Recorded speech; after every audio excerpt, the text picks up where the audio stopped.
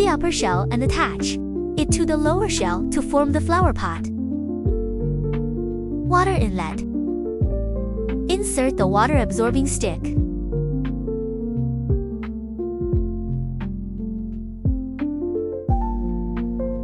Add soil or potting mix